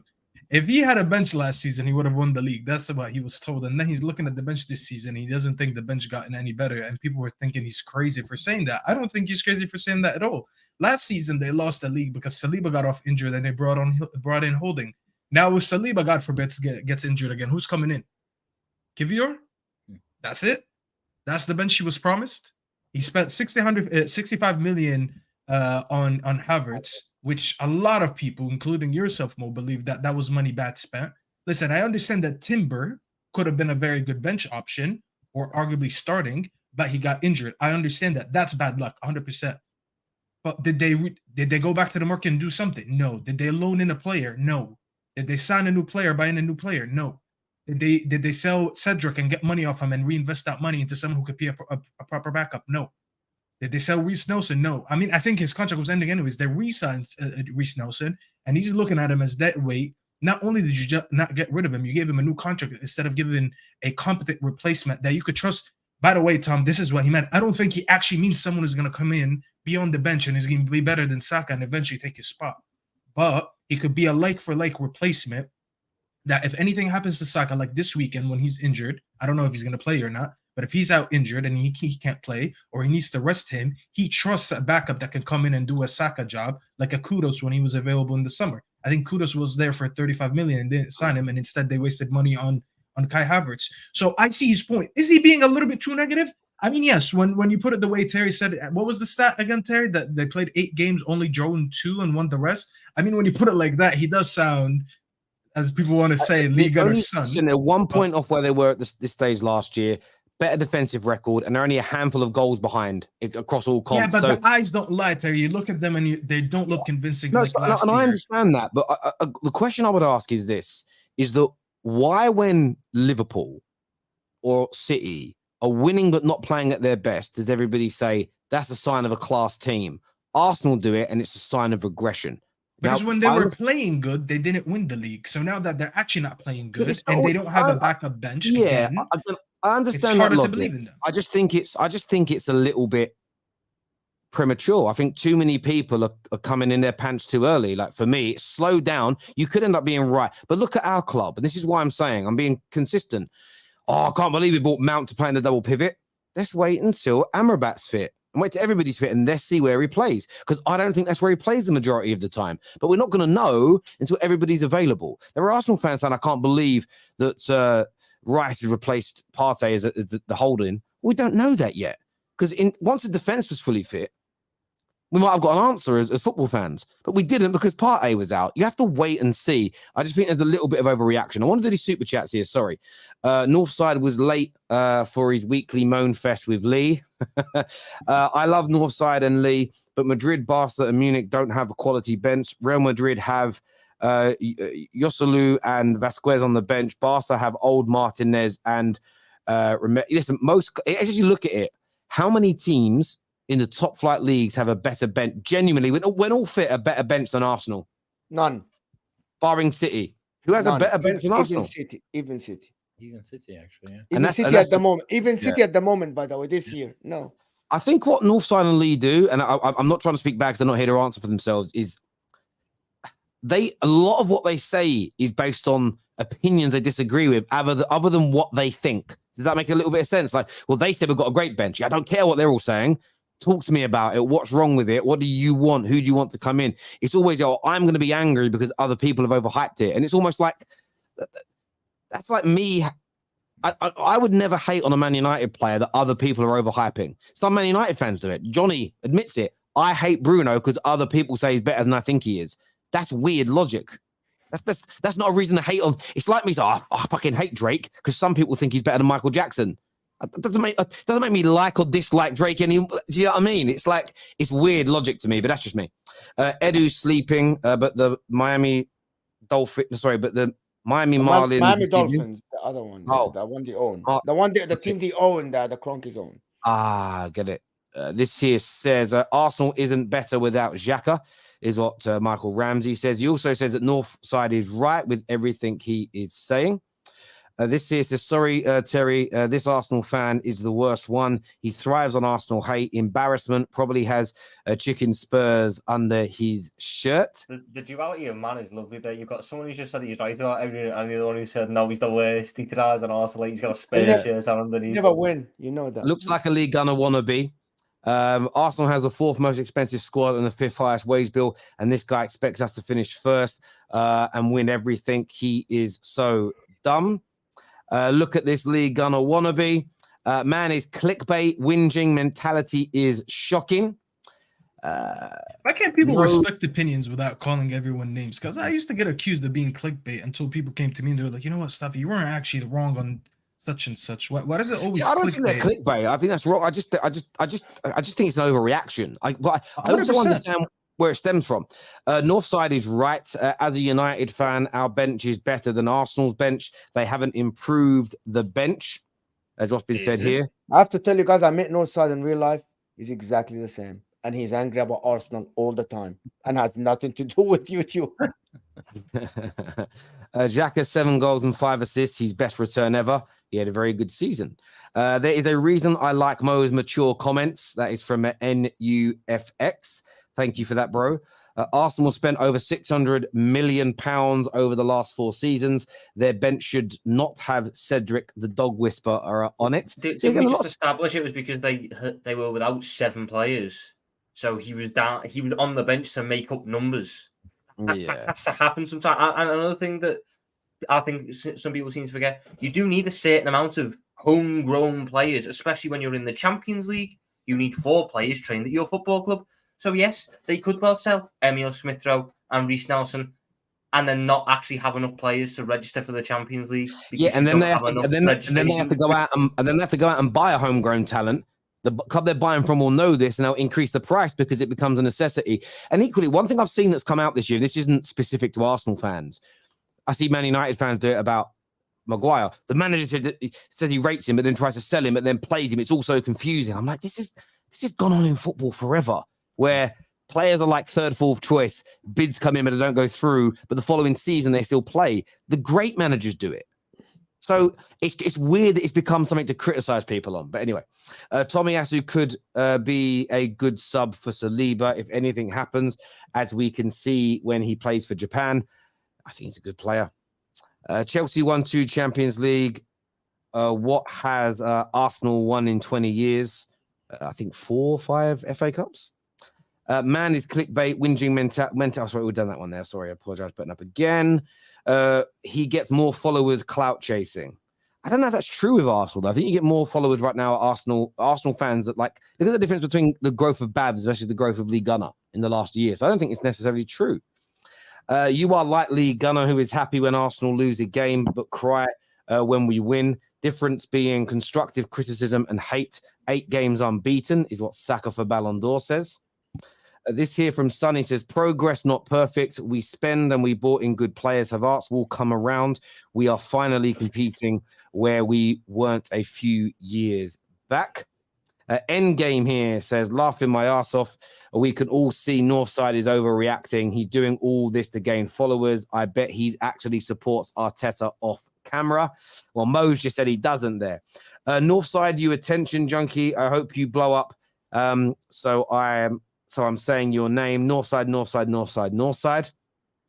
I think he means blows up in terms of popularity, not physically blows up. Not a bit of internal combustion. I think that's what he means, people. Is that even real? Northside cursing in Spanish is actually Portuguese, my friend. So Terry doesn't get demonetized, but I mostly agree with him. If Arsenal lose to City next week, the title race is done. Northside could argue with these Nandos. He probably could, to be fair. Please bring an Arsenal fan on this panel that represents us. We don't need Lee Gunner's son. One time, I guess one time Rory, one time Northside, that provides balance. People can't respect difference in opinions. That's the main issue. I think it's on the subject, you heard about Barcelona. They have now been officially charged for active bribery against referees. I want them 2 Champions League backs. These are cheats. I'm just saying, we should have had 5. Should have had 5. just wanted to say on Northside, I can kind of understand, simply because obviously it's the start of the season, like you guys said. Yes, it's only 8 games, but they haven't been in half of those yet, or a lot of those games. They haven't been quite convincing. Obviously, they just had the London derby at home where they usually smash us, and they got outplayed. So I think a few of them are worried, and also obviously Champions League have only just started; it hasn't got going yet. The domestic cups haven't got going yet. So we literally, like you say, we're 8 games in, and you look at obviously how Man City are, literally from the start they're off flying, as they as they can do. But then even like in past years where Manchester City haven't exactly started brilliantly, they've still gone on to win the league. They've still gone on to win trophies. So I think that's what some fans like Northside are probably worried about. That's why I think. There we go. Sorry, I was got to send a voice note from someone. I thought it would be funny, but it wasn't. I hear you all on that. Was it Northside speaking? Was it Northside speaking? No. It was something else. I thought it was gonna be good, and then I was like, actually, it weren't. It was pretty dry. Do us a favor, viewers. Let's get this to 1,000 likes while we are live. A big game this weekend, though, boys. We've got to delve into now. Unbeaten Tottenham versus unbeaten Liverpool. Technically speaking, Tottenham did lose in the cup. Technically drew. Technically they drew. Technically they lost drew the in the cup. cup. Yeah. Yes. Unbeaten in the league. 2 invincible teams. I know it's not boxing. Somebody's might not go because you could draw this game. But how do you feel about going to this vitalized Tottenham team who, according to all the memes, are taking the heads of all their top 6 opponents in front of them? I mean, they're playing good football. I like Ange Postecoglou. I think he's a funny, down-to-earth manager. Probably the right type of manager for Tottenham. But I'm also really quite confident on what we're doing at the minute. I think we are performing at the level of the second best team in the league. The confidence is high. If anyone's a betting person out there, 3-1 Liverpool seems to be the go-to at the minute with 4 in a row. That seems to be the thing that we're trying to do. And I think, I'm sure I can be corrected. I'm sure the comments would love to. I think we're the only Premier League side who remain unbeaten. Like, that isn't like Luton, who've never played it before. I think we're the only Premier League side that remains unbeaten at the Tottenham Hotspur Stadium since it opened in like 2018 or something. I think that stat's correct. So we have a decent record when we go there. It's not gonna be an easy game, but I think we're better than Tottenham. I think we're a better side than Tottenham. I think we can really hurt Tottenham without attack. And I don't know if James Maddison's fit. I don't, because I know he had to go off injured in the North London derby, or he went off with a knock or something. If he's not available, then it gets a lot easier because they lose one of the best players in probably the problem area for us. But I still expect us to win. I think that our attack is against their defence. I think Destiny Udogie started well. Porro was all right. Christian Romero was good, but can also be a bit of a liability at times. I thought Van der Ven's been very good. But when I look at our attack of Diaz, Nunes, Salah, Jota, Gakpo, I think that can hurt that Tottenham team. And if we're able to get Trent back into the side for that creativity, I think we're going to cause a lot of problems for them. I could easily see it being another 3-1-4. I don't think we keep a clean sheet because God knows why we don't want to keep them this year, but hey ho. But I do expect us to go to that Tottenham Stadium and win, because if we want to perform at the levels, if we want to get back to those levels that we've shown for so long, these tough games are the ones where you have to go and win. And I believe we match up quite well against them. I really do. And thank God Harry Kane's not there anymore, because I used to hate playing against him. He was a pain to deal with when he dropped deep. I think we'll be a little bit better against Son now that he's the striker, so Van Dijk can go one-on-one against him. What are you saying, Orchie? Spurs fans are growing in confidence. Yeah. How do you feel about this?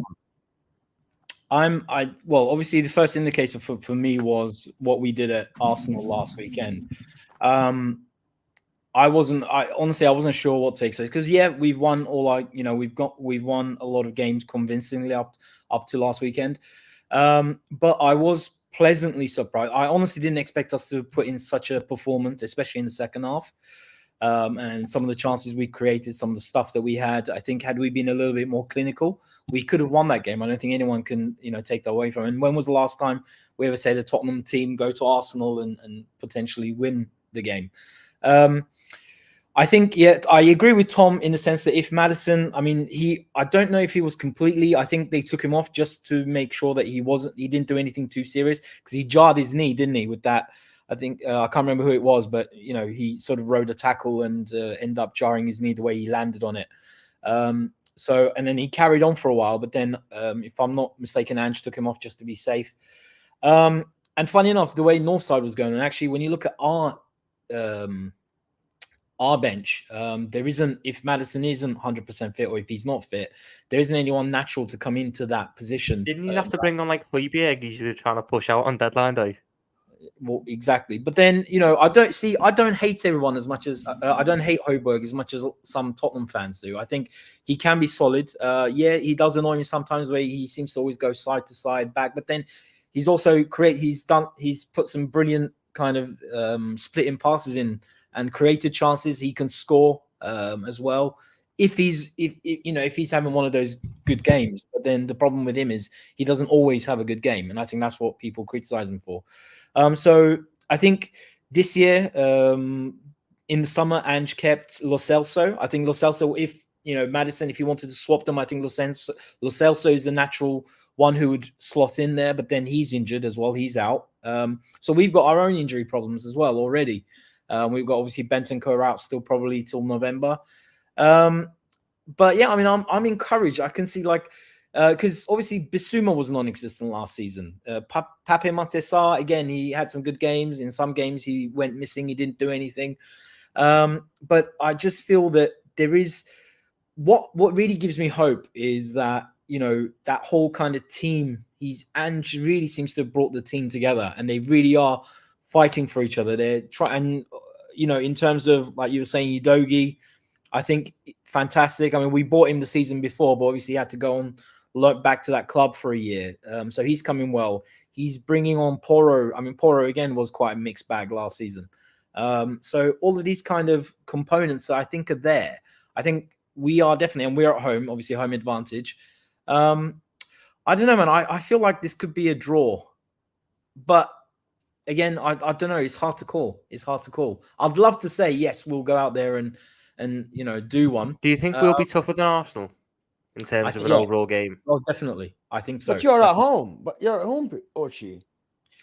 Yeah, we are. But then, Liverpool, they have this home advantage thing as well. There is, but then Liverpool have been a lot more convincing. If you look at their last few games, I do think Liverpool are kind of, at this stage of the season, the way they've started the league, the way they started the season, I think Liverpool are probably the first team that are going to give us a real proper test. Like, obviously, last weekend, Arsenal, that's what we expected from Arsenal as well. And at some points they did, especially the way they started, the first sort of 20, 25 minutes, they were causing us problems. And Udogie was finding it really hard to cope with Saka. So, again, the same thing could happen here. But, yes, we are at home, but still, Liverpool are really good going forwards. I think they can still be got at defensively. But in terms of their midfield and their attack is, they've started really, really well. What sort of matchups are you looking at against us then? Because obviously for me, I'm looking at Salah up against Udogie. I think Udogie likes to get forwards. Salah is, for me, the best player in the league. He started the season like a house on fire. If Udogie gives him any sort of space or time, Salah's going to eat that up. What's that matchup for you? Because it used to be for me Son versus Trent, but he seems to be playing Son as a striker now. Yeah, and I think we might be able to deal with them a little bit better there.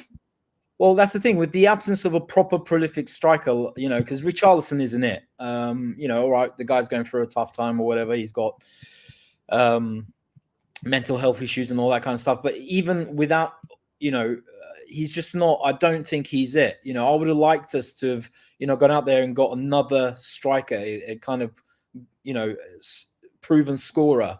Because I think we didn't do enough this summer. I definitely think we should have picked up another centre back, especially after we sold Sanchez to Galatasaray.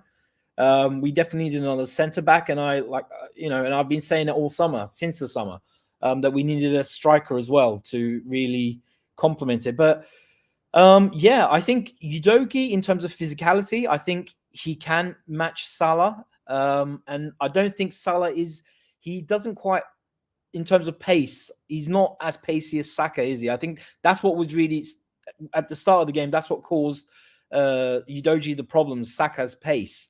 He just couldn't seem to deal with it. But then I think Saka stopped doing what he was doing at the start of the game. And that's why, as the game went on, I feel that, Udogie kind of recovered again and he was getting better and better. And he's really good going forward himself. But yeah, it's an interesting one. It really is an interesting one. You know why this game for I'm looking at it from a neutral perspective, and to be honest, I want Liverpool to win because I think that Liverpool are the ones that can go and challenge Man City, and I want a different winner of the Premier League because it's getting boring. But also the underdog story that Tottenham are playing, the Spurs, it's kind of like a fairy tale story. The unexpected manager that nobody knows about, the players that everybody ruled out and said Bissouma's finished, Pedro Porro is a clown, this is a bozo, that guy's shit, and they're playing good football. So it's kind of very hard. However, if Liverpool win this game away at Spurs and go win against Brighton, there is a serious talk about Liverpool with this defense, without a DM, going challenging for the league because their front line is good enough like that. Their front line is destroying people. Yeah.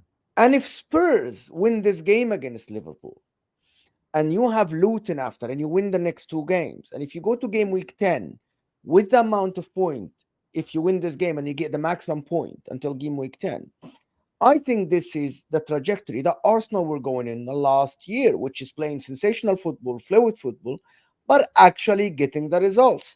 Even with some games, like the Crystal Palace, the game that Arsenal played last year and still got the result, you had this against Sheffield United, and you still won the game with whatever way you won the game. Yeah. I think this game, everything rides on this game in terms of like how these teams are going to go forward. I would say it's a draw just because it's a home advantage for Spurs. Yeah. And I think the wingers of Liverpool will actually be superior to the wingers that played for Arsenal, like Gabriel Jesus. If it was Martinelli or Trossard, I think it would have been a different story. But I think Salah, with his experience and his movement and how he's sensational this year, I think he will cause a lot of trouble. So I think they will score goals. But also, I think if Maddison play, you will score goals because they don't have anybody that can actually match him in terms of energy around the midfield. There's nobody that can mark him. And he can create something out of nothing. Yeah, and I think in the centre of midfield as well, again, last week, I felt that Bissouma started a little bit poorly. Initially, at the beginning of the game, in that first 10, 15 minutes, he was giving the ball away a little bit. He wasn't doing what he's been doing so far this season. But then again, as the game went on, he got more and more confident and he started doing what he's been doing so far. And obviously him and Maddison and the rest of the, the wingers and the way the play patterns that they've been doing so far this season really start to, kick in. That's when we start, creating the chances and kind of really getting at Arsenal and making them feel uncomfortable. And I think if we can do the same to Liverpool, I think definitely we've got a chance. But yeah, it depends on individual performances. If the guys that have been really great so far this season, turn up at the game, which I feel they will. I just, this is the thing. I know, like, obviously everybody loves to give us stick and call us Spursy, and we've got that kind of name, unfortunately. But I just this year it does seem different. It does. I don't know what it is, but I have to credit Ange for this. 100%. It's just we really. Who else can you credit? Let's be honest. The guy is phenomenal. Like it's and yeah, I mean, if you consider we are literally 8 games. If you just look at it from a season point of view, we are literally 8 games into total new rebuild. And you're looking at even our back, our defense. The only person who was there last season was, properly was Romero. The goalkeeper's brand new. The left back is brand new. The guy partnering Romero is brand new. And even, obviously Porro seems to have established himself at right back. Listen, I think I want to a little bit, Terry, if you allow me. Go on. Here's the Mojenda. Here's the Mojenda that's coming out now. 4 games to Tom without Trent Alexander-Arnold, do you think you look better defensive? Honestly, Defensively, yes. no, not really. I don't think that. I think what we've lost attacking wise does not make up for the slight improvements defensively. And that's not even saying Joe Gomez has been bad. Joe Gomez has been quite good, but I think what happens when Trent goes is people just seem to act like what he does on an attacking end doesn't exist. No, it Even though exists, but it's not. It does. You still score 3 goals every game. You create chances, so maybe you'll keep Gomez in. create chances, but we also don't create chances. There's so many more which you could be creating. The team flows better when Trent is there. Is there a situation? What Joe Gomez has done now is create the opportunity to go, okay, you'd play Trent for 75 minutes and bring Joe Gomez on for the last 15 to see out the game.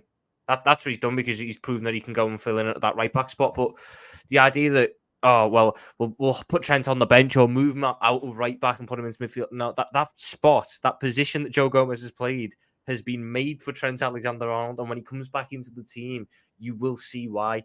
We will kick on again. And the one argument that I will say might be an argument for keeping Joe Gomez in is it may be better for McAllister. Because he's not a natural DM, having someone who is more willing to just go straight back may give him a little bit more cover. But Joe Gomez has also been very attacking in these games, so McAllister's also had to do a lot on his own.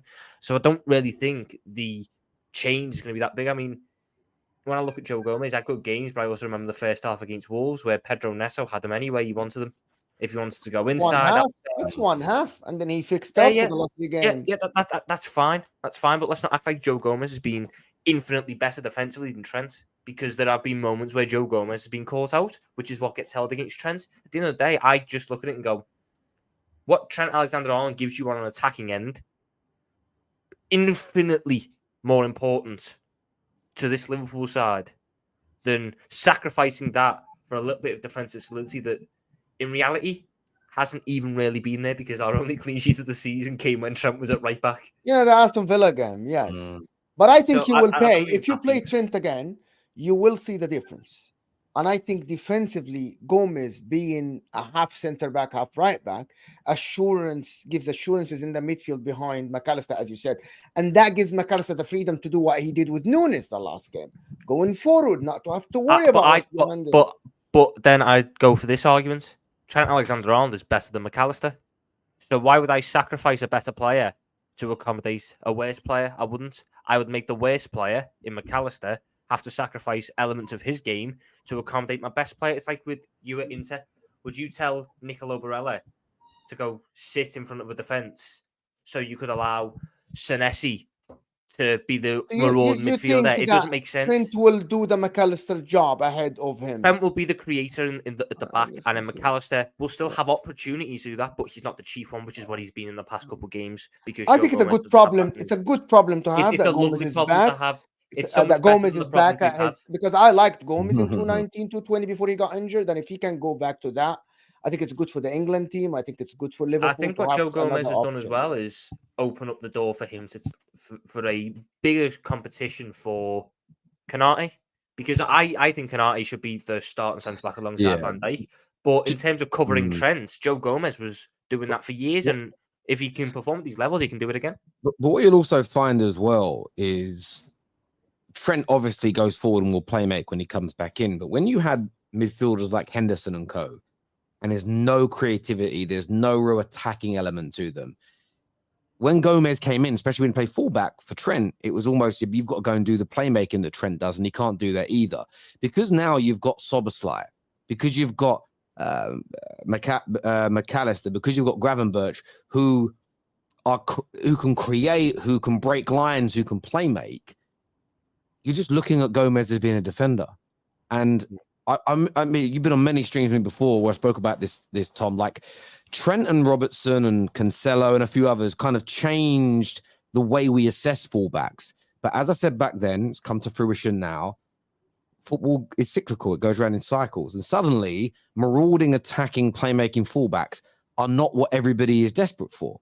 Right now, I'd say there's 2 probably roles that everybody's like, I need top quality DM that's press resistant and a number 9. Those are the 2 roles now. And in 3 years, it will be 2 completely different positions and or roles or style of footballer that everybody's craving, because there'll be a new system or a new technique that's working and everybody wants it. So I don't actually think Gomez is, I know he's had some moments, but I suddenly just think he's not being asked to do things that are unnatural to him. Sit there and defend, doing a decent job defending. That's all he's got to think about, because defenders are going back to being defenders. Again, Occam's razor. I think it's the most simple explanation is probably the most truthful explanation here. So yes, I would keep Trent out the team because I don't want that bastard's great passing back to start killing us. It's so exciting as a Liverpool fan, imagining Trent, Szoboszlai and Salah on the same side. Oh, it's crazy. It's crazy. I don't want to imagine that. On this game, look, I know it's at White Hart Lane, so I understand why Spurs would be favourites. I think they had a great start to the season. I am going to be a little bit. I'm getting a little bit frustrated by the bias I hear from the media towards Tottenham, in the sense of large parts of the game against Arsenal, the possession was kind of unimpactful or in their own half. When Man United did that against Arsenal, we were ridiculed for it. You guys are praised. Now, this isn't a dig at you guys. I'm saying I'm bitter about the media here. I heard a journalist on TalkSport say that if you win this game, you're in the title race. The same journalist last year with 12 games remaining said, you can't say Arsenal are in the title race, so there's 5 or 6 games left. I'm hearing a lot of hypocrisy from media outlets. Oh my God, that this guy has caught Arteta's and Ten Hag's development inside 3, 4, 5, 6 games. Superior manager. What an amazing team. I mean, the only cup competition so far that anyone could go out of, Spurs have gone out of. And I almost feel like you are being, by some media outlets, by some people, being slightly overhyped. My non-biased view is you guys as fans and the club need to not let that go to your head. You actually need to keep those feet, because although there was a lot of gooners like Igal, easiest North London derby ever, we're going to smash you. I predicted Arsenal to win, but I said you'd be a good team. We had a lot of Spurs fans who came on the terrace and said, we will go to the Emirates and smash Arsenal. And yet then suddenly there was like a parade for a draw.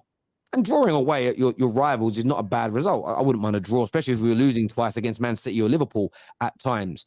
But I think there's an element here of Spurs needing to keep their feet on the ground, understand they're 6-7 games into a new manager, and there's going to be bumps in the road. Barring a last-minute goal against Sheffield United, a mistake from Jorginho, Man United should have been 2 or 3-0 up at half-time at your ground. People are talking about Tottenham like they are perfect and there's been no issues and there's been no problems. And listen, if you guys let that go to your head and it impacts you as a rival, I'm going to be all for that. But I'm not convinced by the way the media is painting your team as being almost like this completed piece of art that's been put together inside 6 games that's already should be considered a title contender. I just think that's really premature for a team that's only just been put together.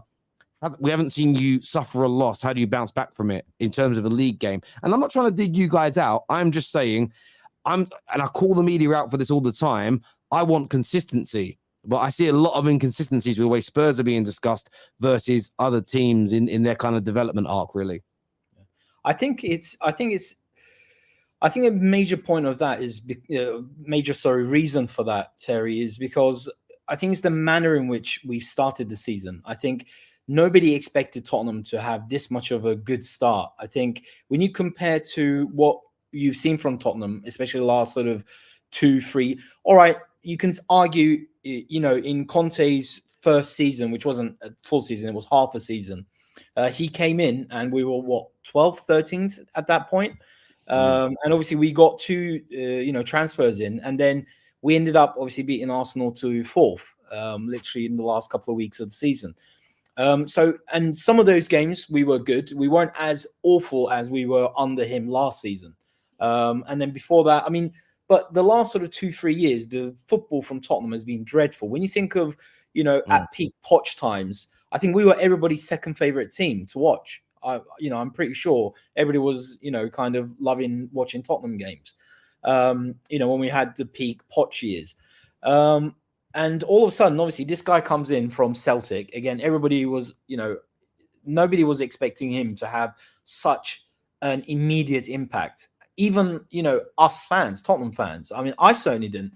I think I spoke in previous shows. I was devastated that we didn't get Poch. I really wanted Poch back, and I just didn't think that as much as I respect, I didn't know much about him. I've got to be honest with you. I'm not going to pretend that I knew Ange. I've been following Ange. I'd heard of him since he'd become Celtic manager, because we follow Scottish football as well in the UK.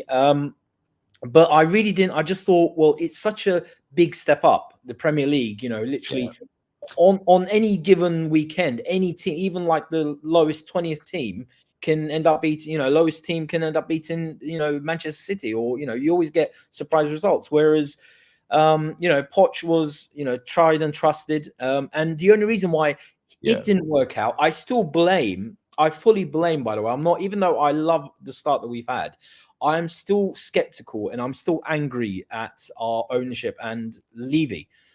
Simply, I mean, I haven't given them a pass. Even if we go on and we do really well this season, and let's say we have a really good FA Cup run, or God forbid, we win the FA Cup this year, and we end up in the top 4 or top 5.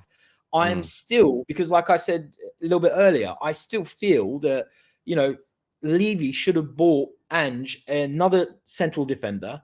And, if we were really to have a good go at the league this season, we still 2-3 players short of so-called backing the manager. And I don't feel we've done that. Maybe that happens in January. Maybe waiting until maybe it comes later. Simmers, Mo, let me just listen. And I understand that. And like I've said, I think every Spurs, there's a comment here that comes from Della Spurs that says Terry does not like Spurs. Like I said at the beginning of what I said, this isn't a dig at Spurs. I'm talking about, I'm not being sucked in because the media is, in my opinion, being premature. They're overhyping how good this start has been, even though it's good. And listen, when Van Dijk was the best centre-back in the world, he was still being overhyped because people were talking about him being the greatest centre-back, one of the greatest Premier League centre-backs of all time.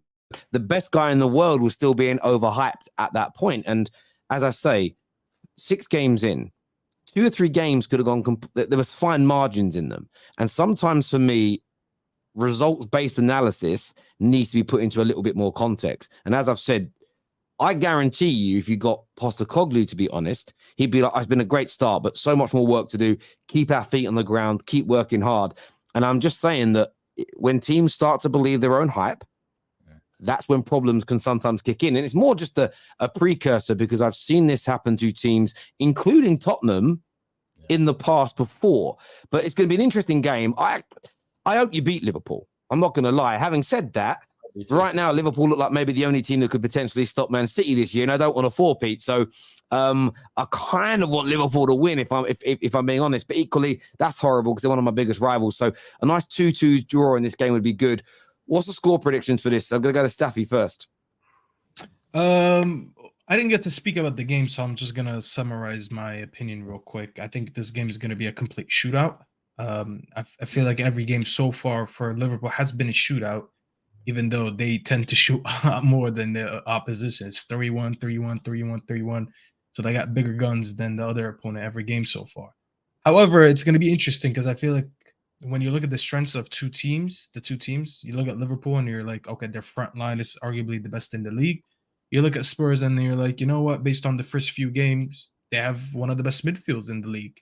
And it's not going to come down to whose midfield is stronger or whose front line is stronger. They have different strengths and different weaknesses. I think if Spurs can keep the ball well and not commit too many mistakes, they might win the game, and I would hope they do. I think you make these mistakes that you did against Arsenal and United, Salah makes you pay for it. Jota makes you pay for it. You know, just the whole team, they're going to make you pay for it. You can't afford the same mistakes that you did against us. You know, we should have put those away. Liverpool 100% will put those away. Same as that Nketiah chance. Salah gets that chance, 100% a goal. Jesus' chance, that's 100% a goal. So it's going to come down to if they make less mistakes. I do expect them to 100% keep the majority of the ball. I don't think there's any way that Liverpool is going to keep the ball. But if they do less mistakes, they win it for me. If they do the same mistakes, then Liverpool are going to make them pay. And it's that simple. I'm going to be optimistic, though, and I'm going to say 3-2 for Spurs because I don't like Liverpool. It's pretty simple. There we go. Mo? I think it's going to be If Madison plays, I think it's going to be 2-2. If he doesn't play, another 3-1 to Liverpool. Somehow. It's written in the stars, you know. Tom Little? Logic would say it would be 3-1, but I'm just hoping for a 2-0. I'm hoping for the clean sheet. We need to start getting back on that train of clean sheets because they what win your title ultimately. Logic tells you that you're going to beat Spurs. This Spurs at their ground 3-1. That's logic for you. Mo, we've won the last 4 games 3-1. Okay. That's the economics of Liverpool. You mean what, against Spurs, Tom, or no? Just in general. I can't remember our record against Spurs. I think it's like basically Tom is going to predict 3-1 to the end of the season until he sees some change. Because why would he? Tom, you're really underestimating Spurs a little bit. I'm not underestimating Spurs. I think they're a good side. He's a scouser. He's arrogant. That's what they do. I'm overestimating Liverpool. That's what it's not underestimating Spurs. Because I look if you believe it's a shootout, the team with the most firepower is Liverpool. So that's not again. If you believe it's a shootout, what are you going with, Watch? But I got to say, just quickly, I think Son right now in that central position in the doing bits. Yeah, he's because I do think that Son's lost that pace that made him so phenomenal in his first 4, 5, 6, whatever how many seasons until last season. Obviously, last season he dived off a cliff really in terms of his performance in the entire season when you look back.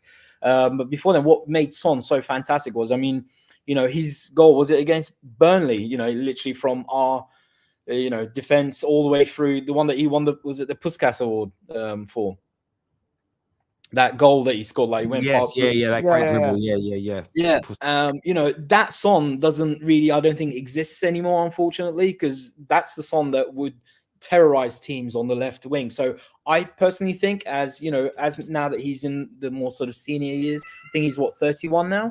I think that central position actually is really good for him. I think he's going to do a lot for us this season in that position. I would love him to continue there because his finishing is still, brilliant, as we saw last weekend. But I don't think he has the chops to do those runs anymore. So I think on his day, and if our midfield obviously plays well, I'd love us to win. But I do think I do recognize. I think this is going to be a really tough test. I think it's going to be a test for Liverpool as well, though. Especially like I said, if the midfield and Maddison is properly fit. I think if Maddison's fit, that's the worry because we don't have anyone who can almost just sit on him and try and stop the ball going to. Yeah, and he's been that key central person who's been playing players in. He's been playing, Son in. He's been. I don't know about Brendan Johnson as well. I think he definitely came off injured. I think he might have done his. All right, he's a new player, but again, he gave us some pace that we need. Gave some speed and some pace on them wings. Yeah, he did. Solomon. Yeah. So in terms of your prediction, score prediction, I think 2-2. I think it's going to be. I'm hoping for a 2-2. But I think it will be a 2-1 Spurs win. I think Spurs will win the game. I want it to be a draw, but I think Spurs will win the game 2-1. I actually think there's a lot of people are like, I want Spurs to come unstuck. I think it will be Liverpool on this occasion. I think it'll be Liverpool's first defeat of the season. I'm going to go over 2-1 Spurs win. Super chat here says Spurs have been good, but I think a huge reason is because they have no pressure on them. If Ange went to Chelsea instead, I guarantee he wouldn't be the same. Listen, I think there's an element of truth to that. There's no doubt. There's just different pressures everywhere you go. Only City have conceded less goals than Liverpool. All teams concede chances. Why is it such a big deal when Liverpool do it? So again, I don't think it's a big deal. The difference is it's not about goals conceded, it's about chances. Like if a team creates lots of chances but isn't scoring, there's a feeling that once they find their clinical edge, if they've got players returning or there's a few players that are off form, they'll be okay. If you're conceding lots of chances, yes, opponents might miss them, your goalie might save them, but there's a train of thought that you'll probably just concede over the course of a season too many goals to win a title. That's what I think it is, my friend. Della Spurs here says, like the North London derby, I don't really have an expectation of a win or a draw, but mostly want to see us play our game, still in the infancy with Ange. But that's probably why there's no pressure. Again, and maybe it's a good thing for Spurs because their fans are like, don't care if we win, lose, or draw, as long as we play well. That's actually nice for players, right? Because it's when it's suddenly you must win. That's when there's a difference. I really do think. This year says people do realize KDB gives the ball away more than Bruno, but he has a team that is trained to instantly win the ball back. Of course, but nobody thinks about facts. Big up to everyone. Question for the panel, and especially Tom. Why do you think FSG are selling minority shares, and why not sell the club? Very quickly on that one, please.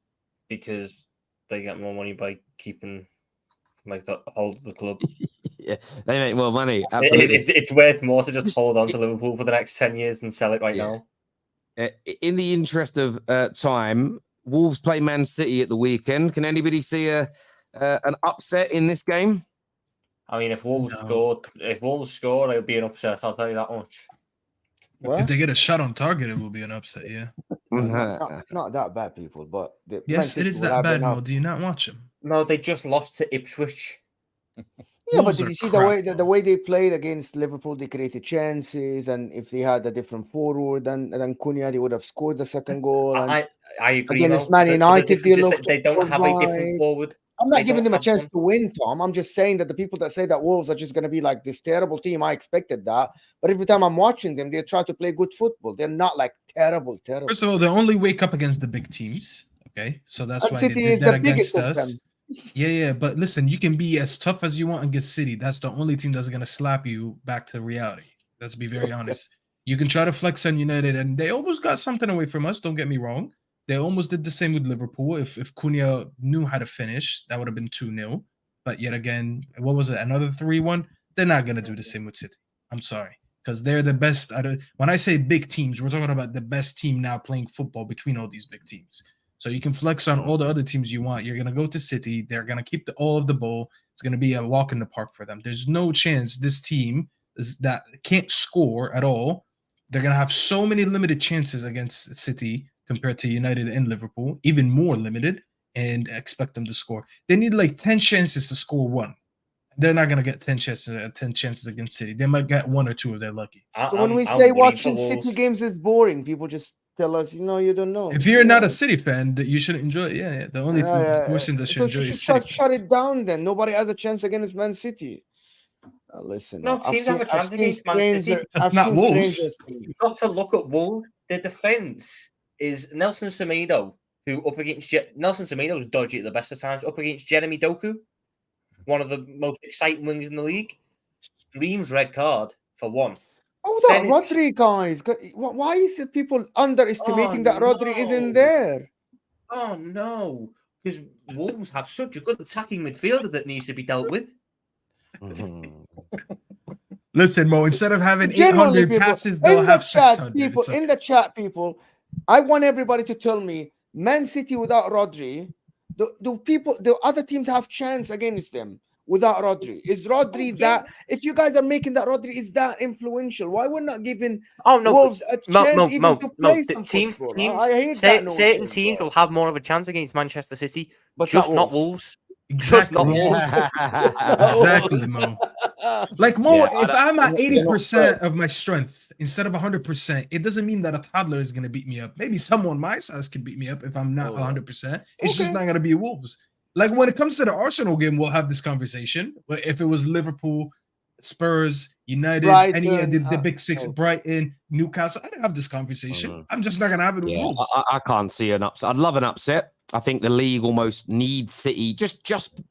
We need City to drop some points, like just for the idea of a title race. But the only way Wolves will do it is if they take a 1 or 2 goal lead early and City get a man sent off. Like genuinely, that's the only way I could see Wolves doing it. You know what the worry is though? Haaland, what's it like? He's got some like mad stat where like he's missed like 10 or 11 big chances in his last couple of games. He's cashing that in at some point. There is just going to be a game where he ends with 5. I hear it. Boys, listen, I appreciate you all coming on and having your say. Viewers, thank you all very, very much indeed. Please hit the like button before you leave and subscribe. Back with more content tomorrow, including the Straight Facts Show with Big Steve and Don Hussam together. So make sure you're tuning in tomorrow afternoon. That's going to be an amazing show. So make sure you're all here for it. Until next time, people, look after yourselves. Take care. Goodbye. God bless. And we'll see you all again.